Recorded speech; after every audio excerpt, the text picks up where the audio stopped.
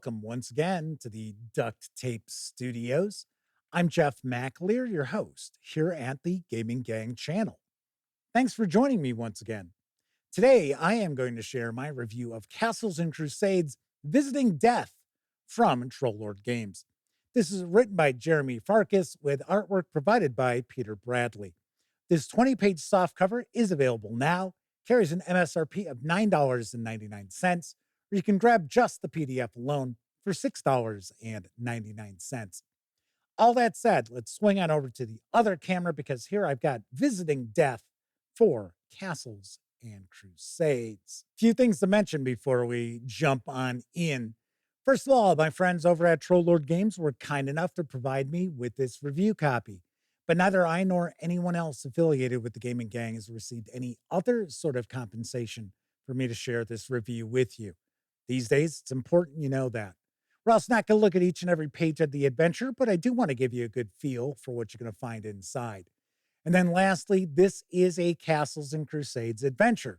So if your castle keeper has picked up Visiting Death, maybe they just haven't started running it yet, maybe they're thinking about picking this up. As a player, I would definitely tune out now because there are going to be some spoilers, and you don't want any of the surprises of this adventure ruined simply because you watch this review. Now, of course, if your castle keeper is thinking about picking this up, by all means, let them know about this review. That way they can approach Visiting Death and make a far more informed buying decision. All right, let's dive on in. First thing to mention is the production quality. And I got to say, this paperweight, this paper stock is excellent. This is nice and thick. Granted, this is a soft cover. This isn't going to be able to hold up to a lot of abuse at your game table. But just the paper stock itself is far nicer than what we see in a lot of hardcover role-playing game releases. So I like that quite a bit. Peter Bradley's artwork throughout is good. Like that, very solid. So all in all, production quality, very nicely done. As far as the adventure itself, this is Asian themed. This is for 3 to 5 characters, levels 1 through 3. And I do want to mention that the big bad of this adventure, it's very possible if the player characters' dice aren't falling in their favor, you could see a total party kill. As far as the confrontations the player characters are going to have with this big bad. So the story is essentially there's this village, and years ago, it was run by a good chief, a wise chief, and he had 2 sons. One, the fruit didn't fall too far from the tree. They were good too. And then the other was a ne'er-do-well. And of course, the original chief passes away. The good son becomes the chief.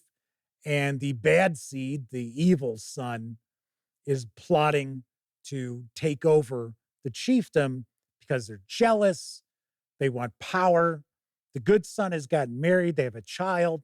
So, of course, the evil son poisons his brother, kills his brother, becomes a chief, takes his brother's wife as his own, and then they have a child who is, of course, going to be the chief of the village when the evil chief passes on. And of course, then 50 years go by, and the evil chief is a tyrant, and the villagers hate him. And of course, he finally dies at the age of 91. Thankfully, his son is nothing like his father. He's good. So, of course, the villagers are all excited. They're celebrating that, essentially ding dong, the witch is dead.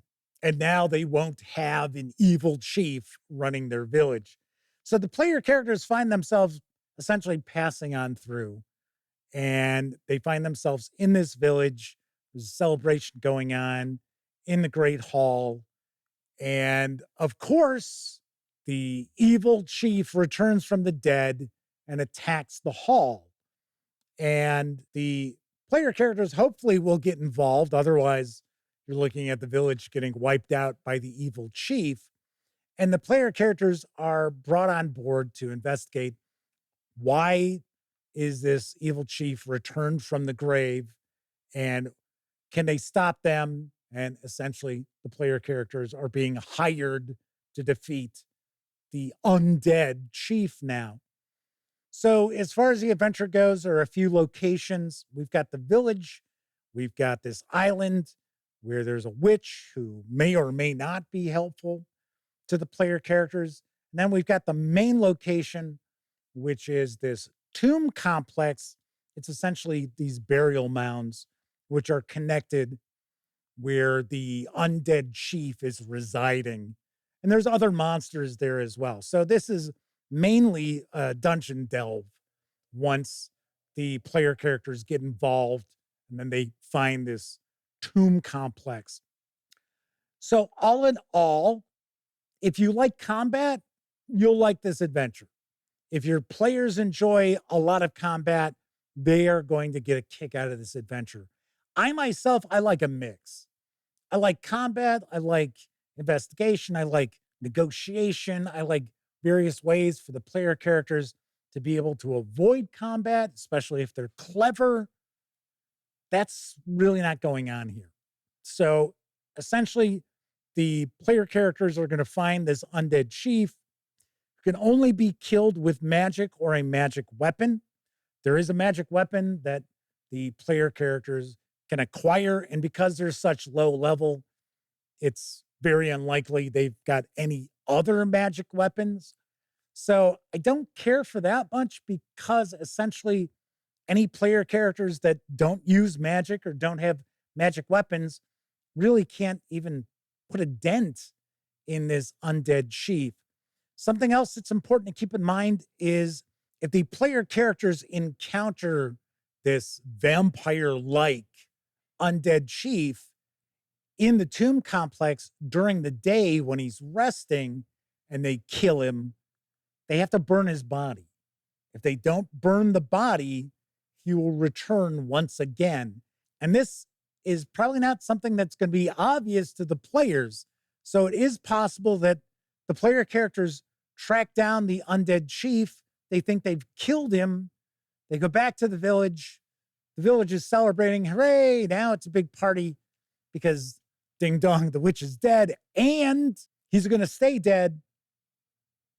And the undead chief returns from the grave again, busts in on this party and just starts killing the villagers. Kind of a downer if you are one of the players who've thought, well, we defeated this undead zombie-ish thing. It's never really explained exactly what this undead chief is. He's pretty much being reanimated by his hatred of his son and his wife, who's still around in the village, and so on and so forth.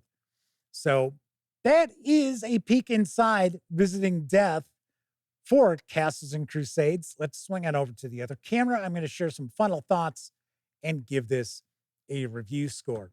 So as I already mentioned, if your players really enjoy a combat-heavy adventure, they'll probably like this. They'll probably dig this. There really aren't any opportunities for negotiation or parlay or sidestepping combats. It's essentially, especially when they hit the tomb complex, just about every area in this dungeon delve has a monster or monsters that have to be fought. And then it's on to the next spot and it's just rinse and repeat. I'm not a big fan of that. And something else I really have to mention is Visiting Death doesn't bring forward any of the things that really make Castles and Crusades stand out as a fantasy role-playing game. The adventure itself feels like any of thousands of others which are available over on DriveThruRPG for any number of old school Renaissance role-playing games. There's nothing that really makes this feel like, oh, this is Castles and Crusades. I mean, obviously enough, this could be Basic Expert or OD&D or, like I said, any number of other fantasy role-playing games out there. And that's kind of disappointing because this is designed to be an adventure for starting characters. And in a lot of ways, it's designed for newcomers to Castles and Crusades also. So I think that is an opportunity missed as far as a low level adventure. So, all in all, once again, I think how your players and you feel about a lot of ongoing combat is going to have a lot to do with what you think of Visiting Death. Myself personally, it's okay. I like the mythical fairy tale vibe with the chief and the brothers and things like that. I like that. I like how the evil chief has returned from the grave to take vengeance on everyone and everything. But as far as an adventure itself, it's okay. So, on a scale of 0 to 10, I give Castles and Crusades Visiting Death a 5 out of 10. You might like it a lot more than I do, but myself personally, I just thought it's okay. All right, that is it for this time out. If you like the video, by all means, please give it a quick thumbs up. Subscribe to the Gaming Gang channel if you haven't already. And if you do subscribe, don't forget, ring that bell because it'll not only let you know when I share videos such as this review, it'll also inform you when my live stream, the Gaming Gang Dispatch, airs Tuesday, Wednesday, and Thursday evenings at 7 p.m. Central right here on YouTube. And of course, when you're not watching videos on the Gaming Gang channel, be sure to visit thegaminggang.com for the latest in tabletop gaming news, reviews, and a whole lot more you are not going to find here on YouTube.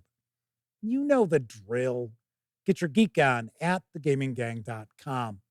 Once again, I'm Jeff McAleer. Thank you very much for watching. Until I see you next time, I certainly hope all of you get to enjoy plenty of great gaming with your gang.